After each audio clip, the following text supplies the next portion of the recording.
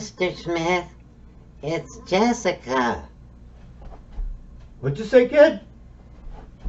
I said, I'm from the pedophile penis poachers, and you're busted. That's right, you're busted. Look how nervous you are. We can tell you're guilty before we even knew anything. What's wrong with you? Yep, take those hands out of those pockets. Not that I think that you're going to hurt me with anything, but I think that you might be playing with yourself. So take the hands out of the pockets, okay? Huh, look, Bob, look how he's sweating. Look how he's breathing. Oh my God, it has nothing to do with the fact that you're 500 pounds and he's afraid you're going to beat the shit out of him. It's because he's guilty. You're busted. You've been busted by the pedophile penis poachers. Yeah. Busted. How do you like that?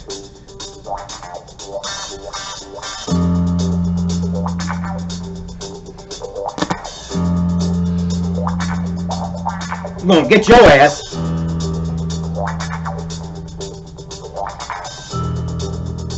That's right.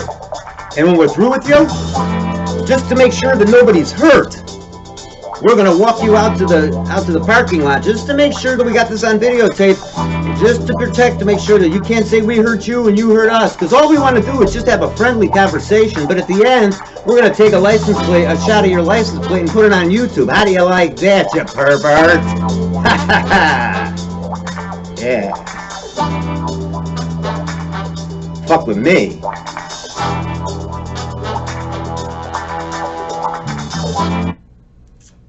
Hi.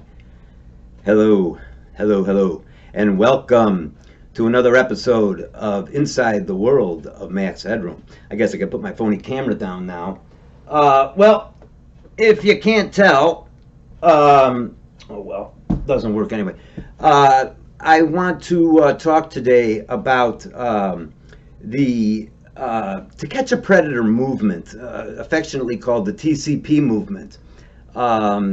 Because I was, any of you who've watched the show would know that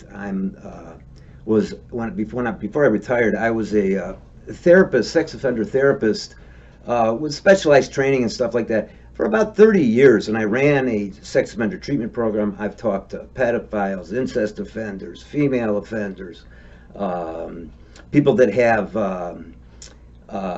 paraphilias, not pedophilias, but paraphilias. In other words, they have some kind of crazy fetish that ruins their marriage, and then they come to me to see what they could do about it.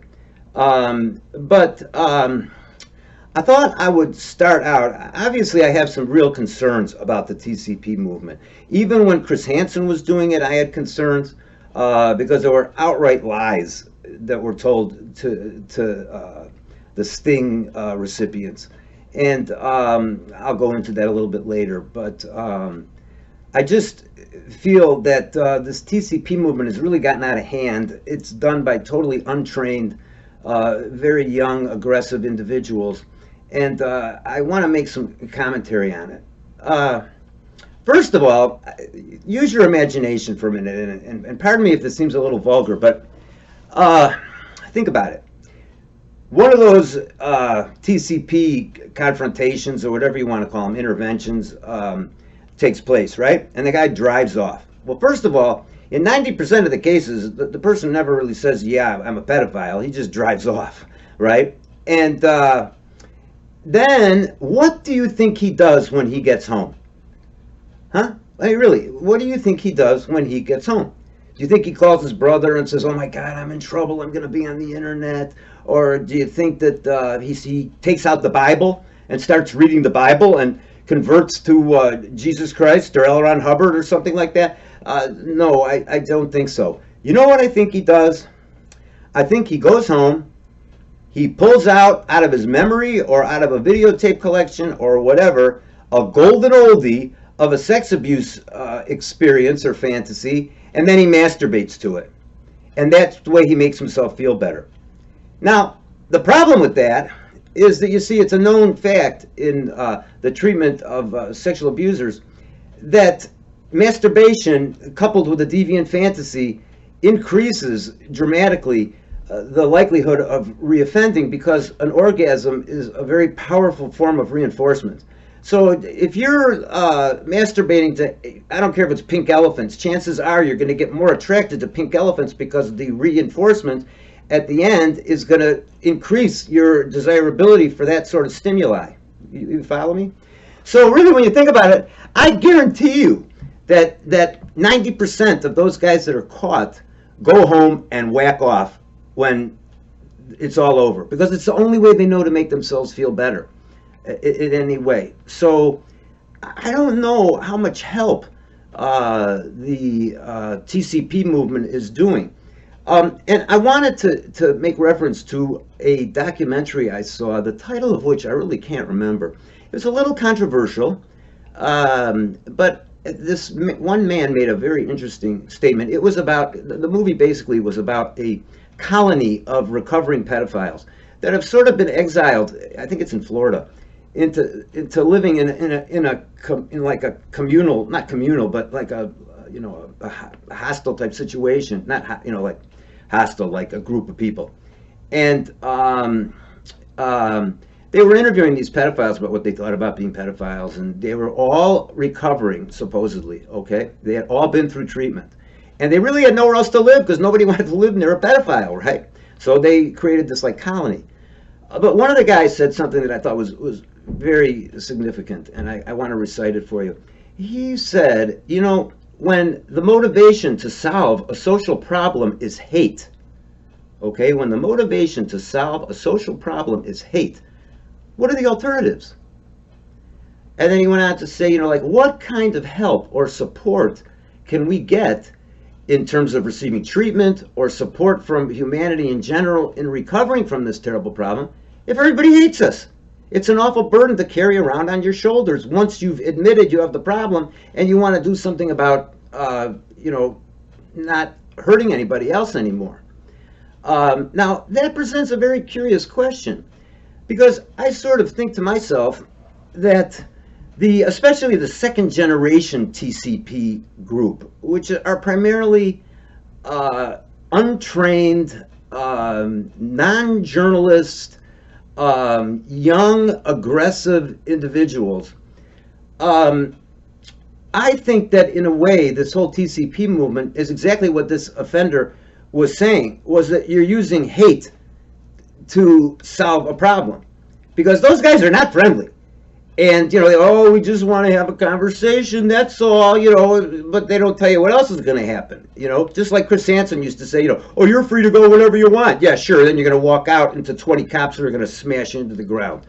I mean, it's deceitful. Now, yes, it's a social problem. I dislike pedophiles as much as anybody else does because of the consequences of their actions. Some of them are actually very nice people, but they have a horrible problem and do horrible things as a result of it. So don't see me as some kind of virtuous pedophile sympathizer or something like that. But I do have a strong feeling that in many ways this fascination with this kind of hateful, shaming way of trying to help somebody somehow is not a very good solution, and may even make it worse, okay? Because once you're branded and you don't have any solution to fix the brand, you're just going to be, deeper branded in terms of inside your mind. You're just going to give up and say, well, there's nothing else I can do about it now, so I might as well just do what I like doing anyway. So, also, this notion of using hate, or to solve a problem, if you think about it, was actually seen by Adolf Hitler in the annihilation of the Jews and gays and Polish and everybody else he didn't like. I mean, what was his solution to this group of people he hated? It was to exterminate them. And so if you apply the same logic and what this offender said, it's very likely that that's probably the only solution. And but yet everybody who's liberal is against the death penalty. The whole thing doesn't make a whole lot of sense to me. So I pose the question to all you amateur TCPers: what are you trying to accomplish? Are you trying to, although I don't like this word a lot, are you trying to inflate your sense of narcissism to make yourself feel like, you know, you're doing what everybody else would really, who hates pedophiles, would really like to see, you know, happen to them. You know, are you preaching to the choir? And as a result of preaching to the choir, are you monetizing yourself and making money out of it? You know, are you perhaps, you know, seeking fame? Are you perhaps even sublimating, you know, some of your own aggressive urges or impulses? I always want to ask those guys that are doing the T.C.P thing, have you ever been sexually abused? Because I got a feeling a bunch of them have. Otherwise, they're a bunch of really hateful people who are just going after somebody in an untrained way. There's no school to go to do this. They have no background education in terms of it, so they don't really know how to approach these guys except to act out what they and the rest of the world feel about this particular group of people, which is they hate the fuck out of them, right? So, you know, I have to ask, what are you really trying to accomplish by doing that? Now, I want to say that it seems to me that there's two things that the TCPers are trying to do. And one would be, I guess in some offhanded way, protect the community, like the registry. But then again, there is the registry. So, I mean, if you have, you know, any sense and you move into a neighborhood and you want to know if your next door neighbor is a pedophile, you don't have to watch it on YouTube. You know, you can just go to the registry, look up the name, and look up the address, look up whatever it is, and you'll find out exactly they offended against a woman, what the age was, how long ago it happened, how many times. You can find that out. You don't need these young kids to be, you know, running out and acting like aggressive adolescents, because that's the way I see it. And they make fun of these guys. And, you know, I think the other thing, besides in terms of some convoluted attempt to protect the community, I believe that they also kind of collect in their collective unconscious of all the TCPers. They tend to believe that shame is a curative factor in the treatment of pedophilia. Well, let me tell you something, my friends. Shame is about the worst way of treating any kind of habit, whether it be overweight, pedophilia, anorexia, drug addiction. It just doesn't work, because those people, believe it or not, no matter how pompous and arrogant they are when you see them on these deep web shows and they're bragging about, you know, having a relationship, you know, for the last 12 years, starting at age 1, you know, their pomposity to me is what you call reaction formation. In other words, it's doing the opposite of how you really feel about yourself. So they get braggadocious about it. But really, I can't believe that in today's society, a pedophile feels good about himself. So in shaming him, you make him feel worse. And there is no research that I'm aware of that an uncontrolled shaming of an individual changes his behavior at all. As a matter of fact, I believe there is research that will say that it almost exponentially increases the risk of entering back into the undesirable behavior. Okay? It's like their best friend. You know? It's all they know. So it's just good. And every time they masturbate to some sort of deviant thema, they're increasing the likelihood of reoffense. As a matter of fact, a friend of mine who runs a treatment program in Seattle called Northwest Treatment Associates, great place, they had a scale.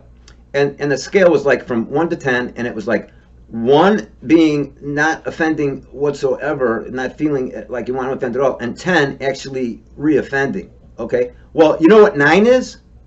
Masturbating to the deviant thema.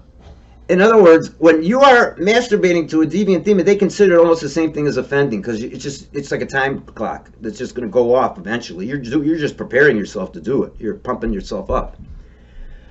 So the only way that actually shaming does help a pedophile, believe it or not, is when the shame is administered in a controlled environment with mental health professionals that specialize in the treatment of sexual offending. And that is always done with the offender's consent. Did you hear me? It's done with the offender's consent. In other words, it's not like you just mouth off and confront somebody. You say to somebody, you know, do you mind if I say something you're not going to want to hear? And then once you have the permission to do that, they're going to be more likely to intake what you have to say if you're going to confront somebody, let's just say in general. But, in treatment, we have a couple of exercises, one of which may be a little distasteful, but it's where in the group, and this is after months and months and months of preparation, okay? I mean, it's like a school play, all right, with guys that they've been in a group with for a couple of years probably. And what they'll do is the group leader will have the offender reenact his offense on a mannequin. And while he's doing the offending, he's also going to be reciting the cognitive distortions that he says to himself that justify the offending while he's actually doing it. So in other words, he'd be, let's say, touching the breasts, and he said, now I'm touching your breasts, but it's just your breasts. It's not, I'm not really touching your vagina. Doesn't that feel good? I'm teaching her something. And now I'm moving down to, her vaginal area, but she seems to like it, so I can keep going, right? And that's the way that this would go in front of a whole group of guys, and the whole thing's videotaped, okay? And it's done on a mannequin, which gives it sort of a bizarre, it accentuates the objectification that the offender has to do anyway mentally in order to offend in the first place. You have to turn somebody into an object before you can hurt them. So doing it to a mannequin is kind of surreal, but it is a very shameful thing. And these guys break down crying, and then also the group members will then say, stuff like, "Wait a minute, is that all you did was just touch her there? Did you rub her there?"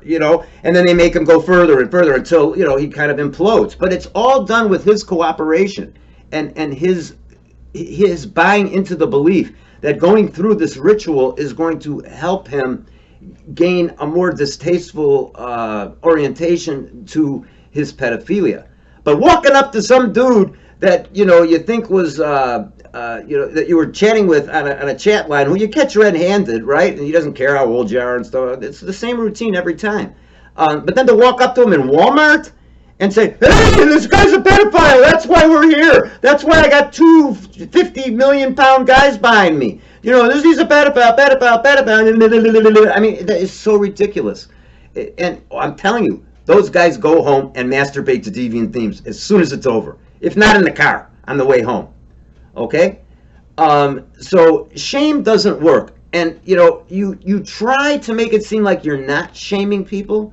And you do that by, saying, "We just want to have a conversation, that's all." And you yourselves groom, and I hate that word grooming. I don't think grooming should be used to talk about how one inducts someone into a sexually abusive act. It's too polite, it's too nice. It's how they con them, how they manipulate them. But anyway, that's my issue. The video, I'm losing my train of thought. This hasn't happened in a long time, but I'm going to take a 2-second break. Okay, I'm back. Got over that elder moment for a second there. So I hope I've made it clear that, shame just is not a curative factor unless it's highly controlled and done by professionally trained individuals. Another point I want to make is that, have you ever heard too many people who are stung by the especially even Chris Hansen, I don't care, most of the T.C.Pers, they're caught so off guard that their defenses just raise immediately. And have you ever heard a guy really say, "Yes, I have a serious problem, and can you help me get some help, and can you get me to the right place?" No, they just kind of say, "Can I go?" and they walk out, which means that probably they walk out angry, resentful, and in further denial of feeling like people just don't understand them. And here's another example of how they're discriminated against. So, I just don't think that any of these guys ever come out of those confrontations with any sort of greater understanding or insight or acceptance or integration of the fact that they are pedophilic. They have a problem which is out of control, may even be just like gay in the sense that you're born with it. I'm beginning more and more to believe that, actually. Who knows? Don't take me on record for that, but I am beginning to believe that. And, they just drive away and then probably they lose their job, which makes them feel worse and makes them feel more isolated, and and then the cycle just repeats itself. So actually, the T.C.P becomes part of the offending cycle. You follow? And I think that's just absolutely despicable. I think it's more done for the gratification of the penis poacher than it is for the pedophile or the community. Unless the community just gets off on watching one pedophile be shamed because they hate them so much. Well, if that's the way you feel, keep doing it, but I guarantee it's not going to help the problem in this world with pedophilia. It's just going to drive it further underground. They'll stop doing it on chat lines and they'll do it on the deep web, or who knows what they'll do. But, pedophilia is here to stay. And until we can figure out what to do about it without using our hate at the consequences of their actions as a curative factor in trying to ameliorate the problem, then we're just going to be stuck with the same fucking problem. And you guys aren't doing much to help. There's another thing that I'd like to mention, and then I'm going to close. Every one of these pedophile poachers always say, you need help. You need help, and I'll help you get it. But do you ever see him do it? Do you ever see him throw a pamphlet in the car that has, the names of treatment agencies? And I want to make another, they never do. They just say, you need help, you need help, you need help. That's all. But that's just politically correct rhetoric. That's bullshit. They don't care. They just want to, there's this one dude, I'm trying to remember what his name, P.O.P, who counts how many, each one of his videotapes has a number, like he has heads on a wall. You're my 143rd pedophile I popped. Big fucking deal. What does that have to do with anything? Did the guy get better? Did he stop offending? Did he go for help? I don't think so. And so I really want to stress that if you are going to do this, that you mellow out, first of all, at the end. That you don't, build it to this tremendous crescendo where you're videotaping his license plates and, telling everybody in the store you caught him in that he's a pedophile and all that bullshit. But instead, you try to talk him into getting some help. And if you're going to talk a pedophile into getting some help, it's got to be special help. You don't go to a general practitioner for neurosurgery. And nor do you go to a regular generic therapist for sex offender treatment. One of the things that when I started to get serious about treating sex offenders, I had to go through some special training. And, I never thought that therapy was like this, like specialized sex offender treatment.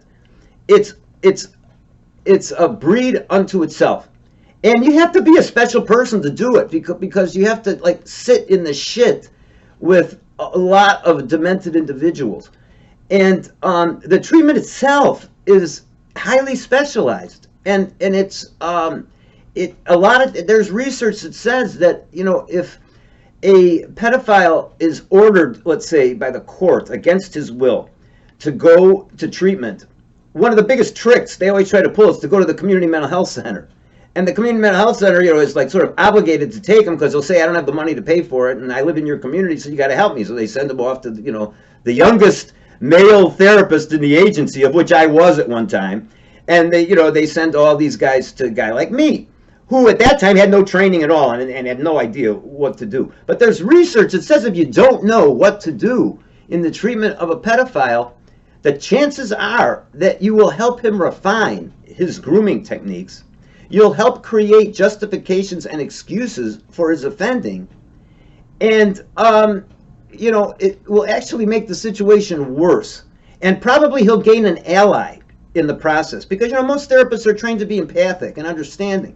And so, how if that's all you know how to do, or I don't mean that, that's condescending. I mean, if that's your way of engaging a client, then you're setting yourself up to be, again, groomed by the groomer.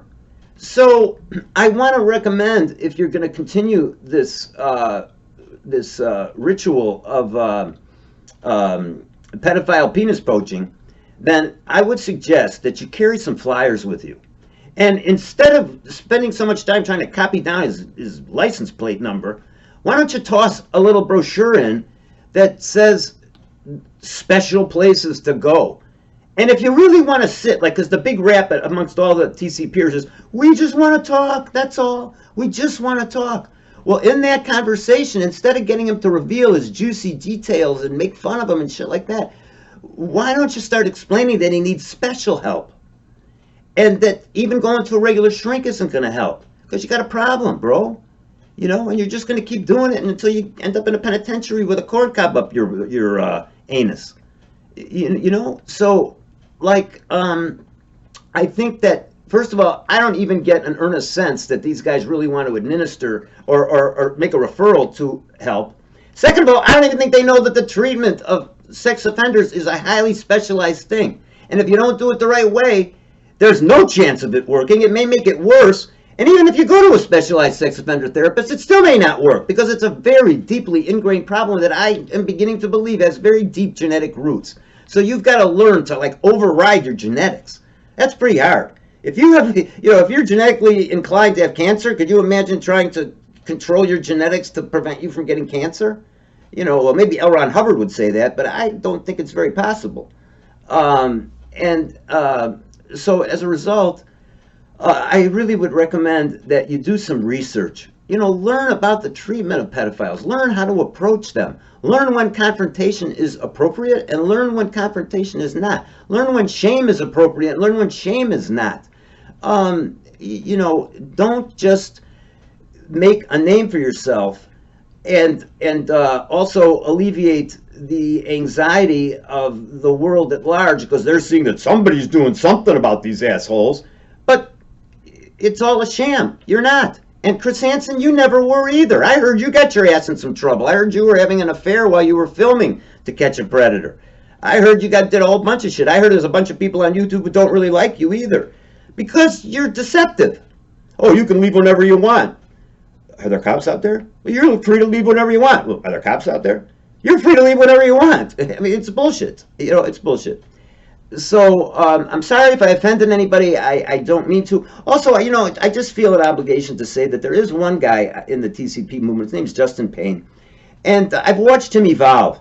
I watched him evolve from jumping on cars that were driving away to actually approaching certain people that he stung that were mentally ill in a very empathic manner and did it very ethically. And I want to give him some kudos because I think he's one of the only ones that really knows what he's doing. And yet he got strikes for some reason. I don't know why.